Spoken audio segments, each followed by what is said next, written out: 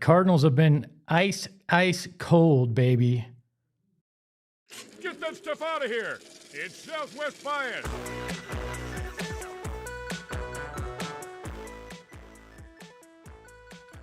Welcome into another edition of Southwest Bias, brought to you by our friends at Gila River Resorts and Casinos. You do you at Gila River Resorts and Casinos, and we are live from Studio K, as you see on the sign above me, brought to you by our friends at Circle K. Become a member of the Inner Circle today.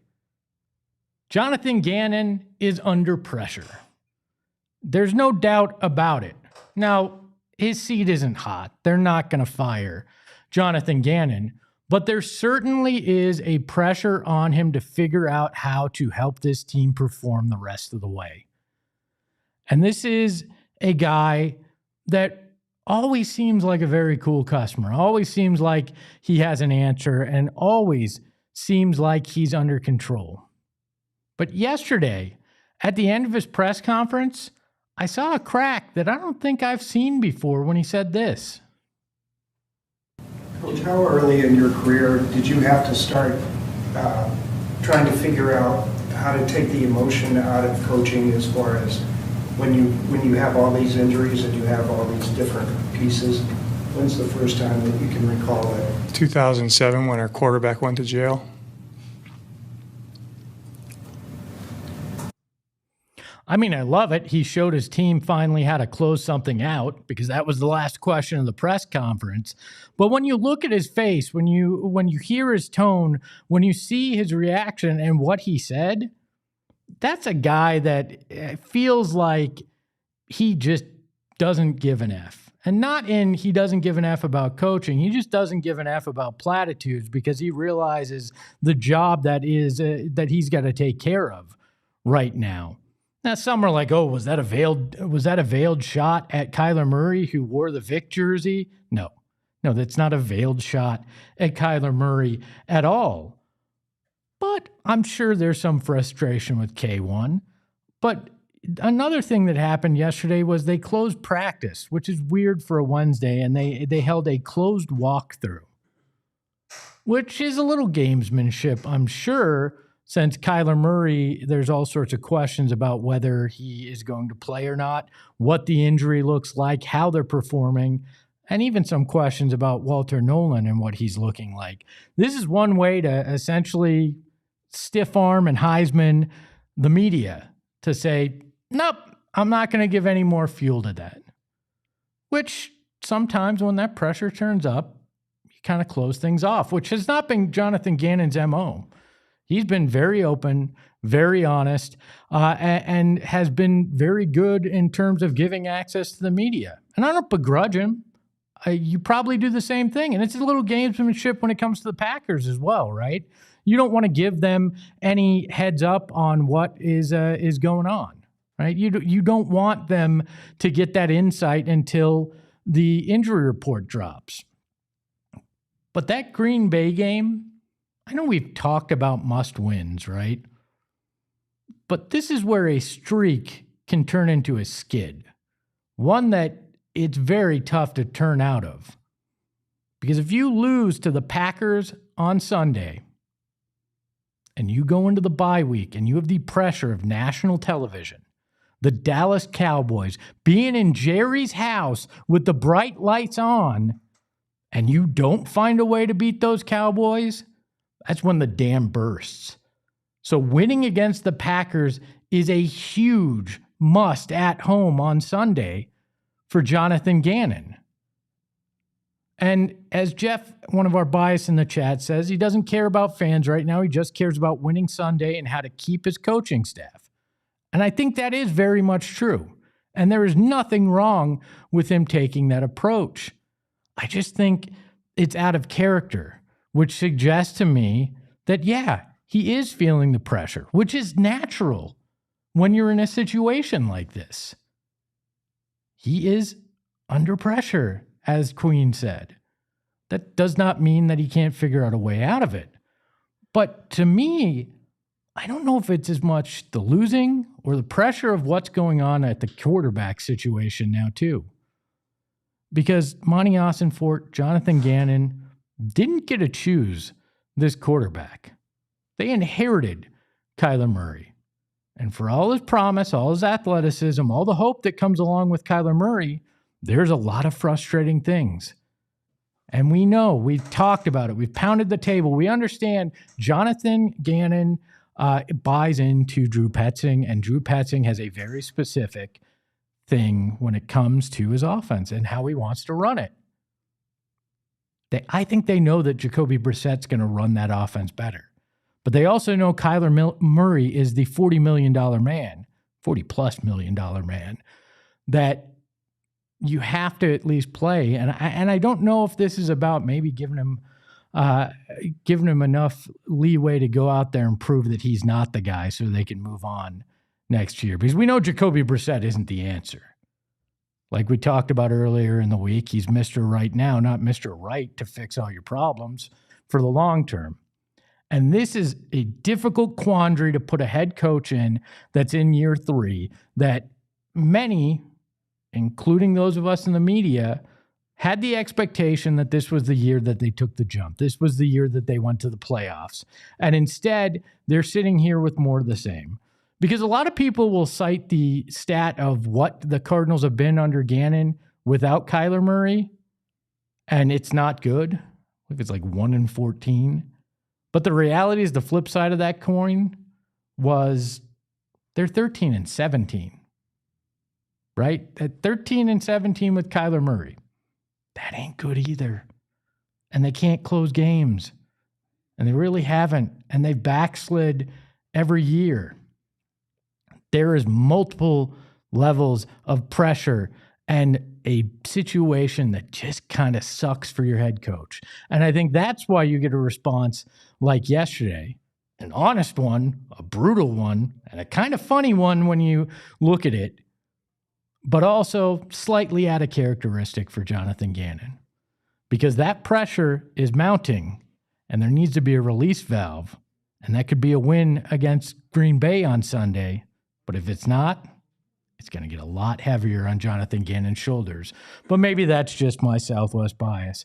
We bring in the temporary beard behind the Mac, the dreads behind everything that we're doing here today. Kevo, what's up, my man? Hello, Espo. Hello, Biased in the chat. How is everybody doing? Happy Thursday. That was a very funny clip, Espo. I think it's undeniable, especially when you compare it to what Kyler did on Instagram just mere weeks ago. It is very, very funny. But yeah, I'm excited to talk about something else coming up, Espo. I know we have Cardinals football to talk about, but there's something else popping off that we need to discuss. Can I just say this though? You look so much better in the sun than that other guy. That Shane Diefenbach fellow, you brought the energy, the excitement, the just something about you in the sun is next level. And I know that puts you in an awkward position because Shane's your boss, and maybe that was just what I was trying to do. There we go. Look at that. But you're my boss's boss. Yeah, this is true. Which makes the whole situation extremely awkward right now. But thank you for brightening our morning here as part of it. And yeah, do you want to get into the other thing that we got to talk about? Because we're not going to agree on this. I already know this. But is that where we want to go? Are we done with Kyler Murray and the pressure that Jonathan Gannon is under? Because there's no denying it's there, and I think we're in for big changes going into next year, and it probably starts with K1. But are we done talking that? Do we need to get into this next topic, which I think the bias will be divided on as well? Yeah, I think we should, because I think we know that Green Bay is a huge matchup for that team. There's a lot riding on it, both with the staff and the roster. But we already know our Cardinals guys are going to be covering that ad nauseum until that game kicks off. So I think we've done a good job previewing it, setting it up. But yeah, we do need to get into this little bit of a biased conversation. Okay, we will talk more about the Cardinals game and preview it tomorrow on the program at 11 a.m. when we bring in Johnny Venerable, the man, the myth, the legend. We will break down more of the Arizona Cardinals Green Bay Packers game and talk about that pressure. But something was unveiled last night. The things of nightmares, the fuel of things that just make me uncomfortable. The kind of thing that just makes you cringe. And the thing that I think makes some Arizona sports fans extremely angry as well. Can we unveil what was unveiled last night, Kevin? Tusky, the Utah Mammoth mascot. Let me say this. This looks like the Walmart version of a rejected Jim Henson Muppet. This thing is just disgusting. This thing proves why woolly mammoths went extinct, because of this crap. All right? Their logo, fine. I could make it passable. I see the mountains. But I do not understand what they're trying to accomplish with this, because what are mascots for? Entertainment and kids. This thing would terrify children. This thing looks like it's angry, and then why did they give it hooves? Like, how is this mascot going to do anything? It has no fingers. How is this mascot going to do anything? It's not going to be able to hold anything. There, as Mr. Fat Gangster says, Arena League vibes. I think you're insulting the Arena League, because Stryker of the Rattlers at least is a kind of cool look. But come on, what in the ever-loving hell is Tusky? And Tusky feels like something that you can't look up on Urban Dictionary during work hours, all right? That was a joke I got from somebody on Twitter. But you know what? That thing is disgusting. And when you put it next to what was one of my favorite mascots in Arizona, Howler, who we need to send out a search party, because I don't know where the hell that guy is, but we need to save him. I actually think Tusky probably has him in captivity right now, torturing Howler and giving him nightmares by looking like that crap. M in the chat, one of our bias says, Espo, you owe me a new Smoothie King because you made me throw it across the room. Yeah, that's how terrifying this thing is. Can I be honest with you, Espo? Yeah, I know where this is going. Can I be honest? Yeah, go ahead. Is this a safe, biased place? I don't think it's safe, but yeah, you can be honest. The mascot's kind of adorable. Adorable? Now listen. Howler is up here. The Tusky is down here.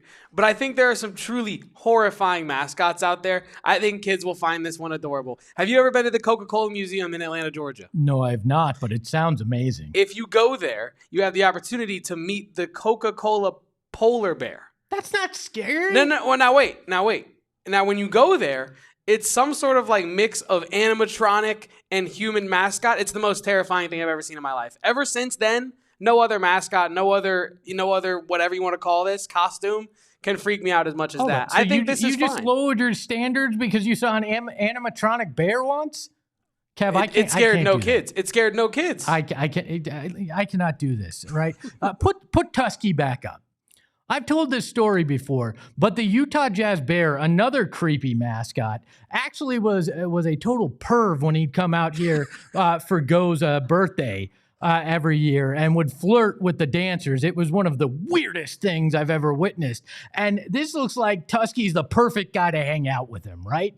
This is not a mascot that you want to meet in a dark alley, because it looks like it has bad intentions and not in a good way. Tusky is terrifying on so many levels. It does have some lifeless eyes. I will concede that much. I saw this thing right as I was trying to put my daughter to bed last night, and I had to make sure she didn't see it, because she was not going to sleep if she saw Tusky.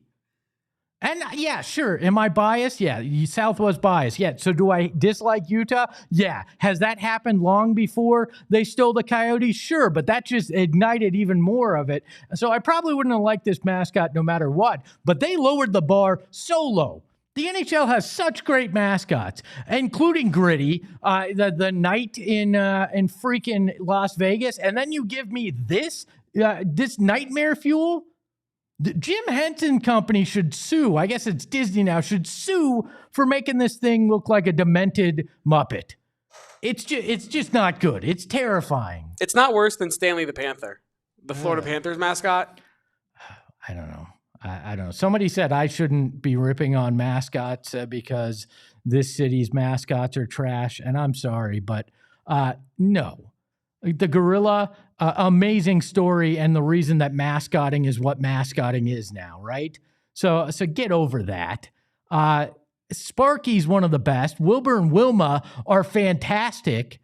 The Bobcat for the Diamondbacks, all right, but it was named by a kid, Jay Bell's kid, so whatever. And snakes are tough to do.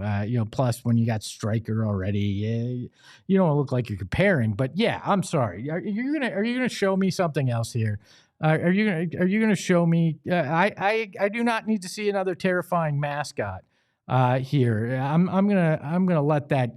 I'm going to let that go. I don't need to see another terrifying mascots, Kevo. Is that what you were going to try to do? I was going to, but we have more pertinent things. Yeah, there it is. On the other side of the break, I'm going to welcome in Dan Devine, the senior NBA writer for Yahoo Sports. We're going to talk Suns and the Western Conference. That's all coming up right after this. You know what? If you are having nightmares, if you just don't think you're going to be able to sleep after seeing Tusky, our friends at Zen Leaf Dispensary have got you covered. Because you know what, whether you're kind of just trying to find some peace and sleep, or you're trying to recover from the latest Cardinals loss, they will help you at Zen Leaf Dispensary. It's your go-to spot for cannabis. We're talking flower, vape, edible, and so much more, all from brands you trust, with locations across the valley: Chandler, Gilbert, North Phoenix, and so many more. It's easy to swing by before kickoff or order online for express pickup post-workout. I wouldn't do that because the last time I worked out was a year and a half ago. But I might, after post-meal. That sounds like it could be good. So check it out. For a limited time only, I took care of the bias. And I said, you know what? I need 50% off for my people. And they said, you know what? We'll give you that with the code ZENPHNX. That's right, 50% off just for watching. You can only use it once, though. So make sure to stock up with the amazing discount. Whether you've been around the block or you're trying for something the first time, the Zen Leaf crew will make sure you leave with exactly what fits your needs. And don't forget, for a limited time only, promo code ZenPHNX to get 50% off your one-time purchase. Zen Leaf, great weed, great service every time. And our friends at Gila River Resorts and Casinos. You do you. There's no nightmare fuel out there. You know what? There's no sleeping out there. 24 hours of fun and just great times. They've got amazing restaurants. The resort out there at Wild Horse Pass, 4,500 slots and live gaming tables, and the biggest sports book anywhere in the valley. You want to be out there at Gila River Resorts and Casinos. And every away Cardinals game, we've got a watch party out there with the boys, Johnny and Bo. You can't miss it. It is unbelievable. So you do you at Gila River Resorts and Casinos. Visit playatgila.com for more details. I teased it before the break. We're bringing in a new friend of the program, a man that is the senior NBA writer over at Yahoo Sport, a guy that you've read and you know. It's Dan Watch for joining us on the program today. Thanks so much for having me, man. It's a pleasure to be a new friend of the program. Yeah, I don't make many new friends, so it is something different for me, but I appreciate it, and I got to pick your brain. There's a lot of national people that aren't big fans of the Suns and what they did in the offseason. Why is that? And are you of that mindset, or do you have a little more optimism when it comes to this Phoenix Suns crew?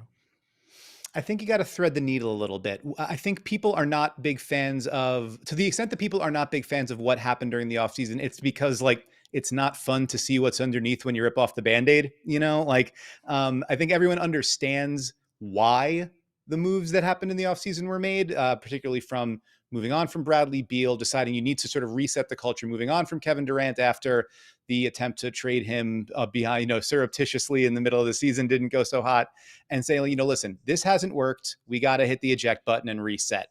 The functions of how that happened are painful, right? And I mean, the stretch and wave on Bradley Beal, you wind up with, paying him for the next handful of years, this roster charge that you're not going to be able to maneuver around.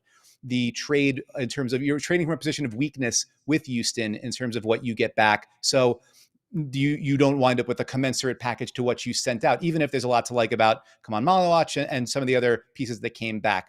So I think you look at it and say, it doesn't feel like an overwhelming, we're going to be right back in the thick of things where we want to be. And so, you wind up on the losers list of the winners and losers columns, right? That said, if you were like unsatisfied with what the Phoenix Suns were putting on the court as a product the last couple of seasons, I think there's a possibility that what you see this season will, if nothing else, be more worth your time and your dollar, right? Your energy.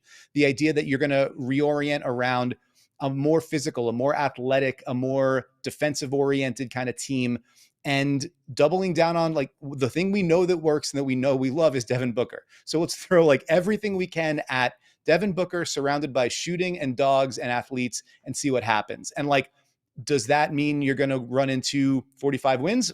I don't know, probably not. But if nothing else, I think it won't feel as sour as the last couple of years were. And if nothing else, that's a start.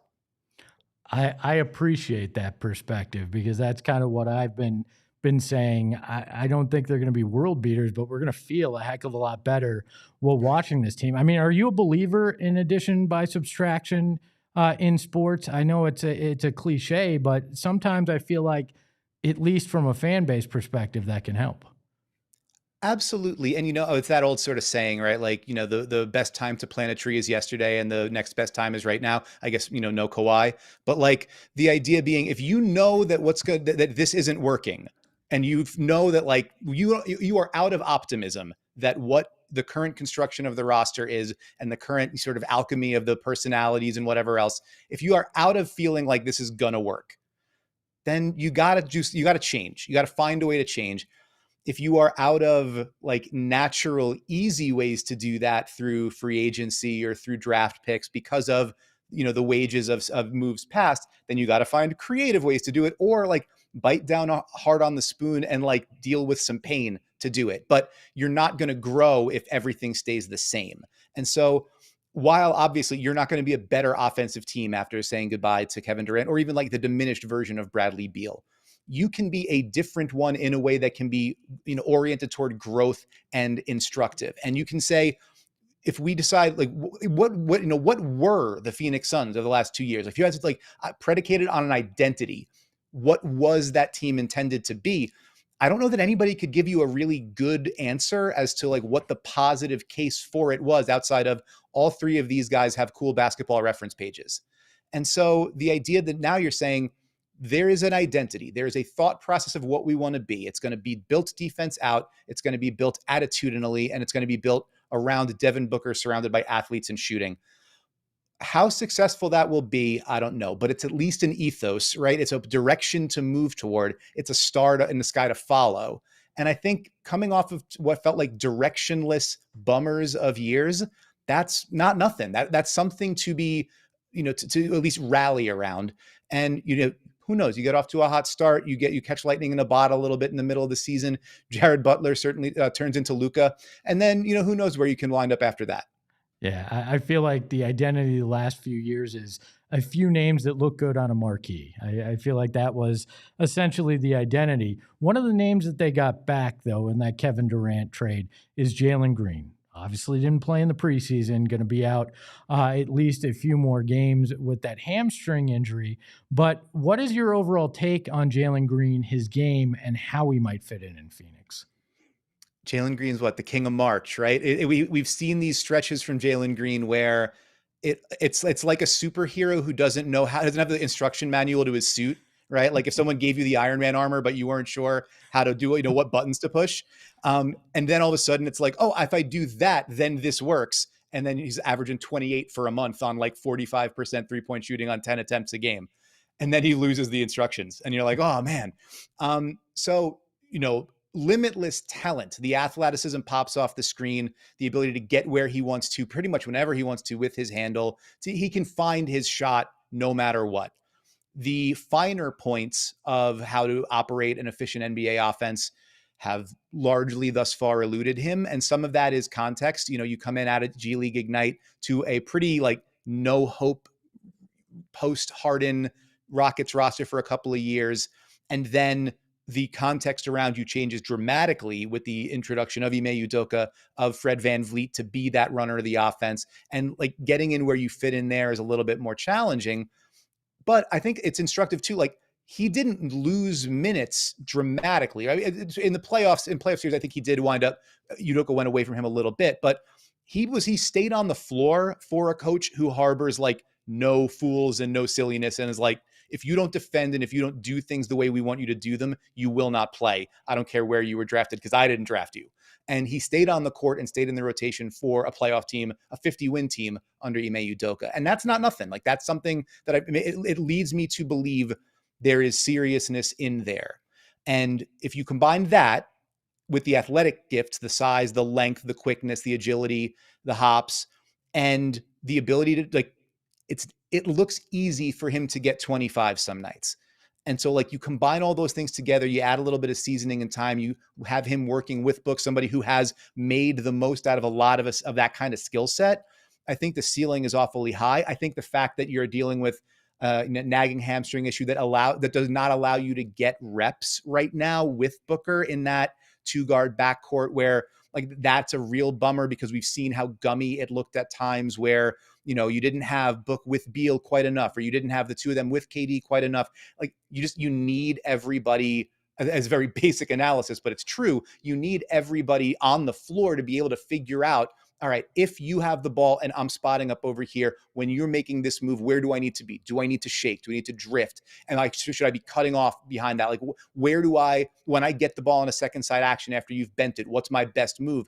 And that stuff you only figure out when you're in the thick of it, in the heat of it. So not having Book get that opportunity with Jalen Green, with Mark Williams as they're managing that situation, that I think puts the potential for the offense behind the 8 ball a little bit. But when he gets on the court, I think Green is the kind of player who I would imagine will be motivated by like this. They thought they had to get rid of you to get to the next level. And this is an opportunity for you to show that you are exactly who you think you've been and that they made a grave error in moving on from you. You bring up Devin Booker. A lot of people will say he's taken a step back. I'm not a believer in that. I think he, again, did what he needed to do. But do you stand on Devin Booker going into this season and what he's going to be able to accomplish with a team that, as you mentioned earlier, is now built solely around him? Well, I wrote our Phoenix Suns season preview for Yahoo Sports. We're doing a whole series of them. You can go check those out on the website. And in each of them, you have like a best case scenario, worst case scenario for us. So for the best case scenario, I was like, I think the best case scenario here is like Devin Booker goes full on, like rages throughout the whole season. And it's like career highs in scoring and assists and like first team all NBA. Like the structure here is like, it will rise or fall with how well he, with his production, essentially his availability and his consistency, his efficiency and his production. I think he walks into pretty much every season as a potential All-NBA player. Like when I think of Devin Booker, just like general table stakes where he lands, my starting point is like All-NBA second team, and then it can go up or down from there. That's kind of where I think of him in the context of the league, fringe top 10 player. At his healthiest and at his most sort of in rhythm, he can break down damn near any defense you put in front of him, and he can elevate guys along the way to that. I think and I'm sure you guys have talked about it a bunch, the idea of like point Book and like how much do you put behind that? Obviously, the best versions of the Suns in recent vintage were not built around that. They were built around Chris Paul next to him. But generally speaking, with the exception of last season, I think the numbers are pretty negative when he was the lone point guard there. I think it's been a pretty positive lineup for them in a lot of different constructions, obviously in limited minutes, but over the course of a handful of years. And it just makes sense. Like this is, I mean, I guess, again, if you get the Jared Butler against the Lakers in preseason, then that guy deserves to be on the floor all the time. Put him at the one, no matter what. But I think he's your best advantage creator. He's probably your best passer, with the exception of, maybe Colin Gillespie and Jared Butler when he's got it going. And so like, if you're going to build, define yourself by anything and build yourself around anything, give that guy the ball, spread it out for him, give him a steady diet of screen and roll bigs. Like all of the bigs that they've got should be able to work with him in the 2-man game, get downhill and give him either a lob target or some room. And then, in terms of 3-level scores, there just aren't that many better. So I'm optimistic for what he can do this season. I think he views this as an opportunity to remind people and to say, like, listen, whatever else is changing around me, I'm not changing. I'm 10 toes down here. I committed to that with the extension. I've committed to being here and being the guy that's going to get this right again. And here's how we're going to do it. I'm going to throw myself at the problem every night. And more often than not, I'm going to put up an awful lot of points in the process. Can I throw a curveball at you? I know you're an NBA guy, but we were talking about something earlier, and I need an opinion. Kevin, can we put up the graphic of what was unveiled last night, if you have that again? This is the new Utah Mammoth mascot named Tusky. I need a third opinion because my producer and I are split on what we make of this guy. What do you make of this mascot? I don't like his eyebrows. I'm going to say that right off the rip. I feel like the brow is furrowed in a way that makes me concerned. And I suppose that's part of it, right? You want the mascot to be an intimidator of the visitors, the incoming team. But you also want the mascot to be someone that the kids want to go up and take a picture with. And pointy tusks and mean brow, I don't like it. I mean, we've seen in the NBA some pretty, gnarly first effort mascots, like Pierre the Pelican, the Brooklyn Knight for the Nets when they got into Barclays Center. And sometimes you need to go back to the drawing board and adjust some things. I wonder if Tusky winds up going through some revisions over time. But I do like the color scheme. And I do like the idea that if you are going to be a mammoth, you got to have some sharp tusks. I mean, it's part of it. So, but yeah, the eyes don't look friendly. The eyes look angry in a way that I don't think is going to help the kids. That's my first blush reaction. Dan, did we just become best friends? Because I said almost exactly that. Tell the people how they can find you and find all your great work with Yahoo Sports. Yeah, sure. YahooSports.com, the NBA page there. I'm all over it. We've written an awful lot of previews and we'll be writing more on social media across platforms at Your Man Devine. And you can listen to The Big Number, which is a podcast that Tom Haberstroh lovingly lets me co-host with him every week on Yahoo Sports, yahoosports.tv, our fast channel. I'm all over the place. I'm maybe in too many places and I should pare back, but this is not the time of year or the market in which to do it. So absolutely a pleasure to join you. Thanks so much for having me. He is my man, Devine. Thank you again, Dan. Have a good weekend and enjoy the start of the NBA season. Thank you very much. Same to you. That is another edition of Southwest Bias in the books. A big thanks to Dan. A big thanks to the beard behind the Mac, the most beautiful dreads you're going to see in the Valley. It is Kevo. You can find him at Kevo Posts on social. You can find the show at PHNX_sports. You can find me at Espo. And remember, Jonathan Gannon's feeling the pressure. The Suns have less of it because they don't have expectations. And I don't even know what I'm feeling. Ahoy, hoy. We all silly like the mayor.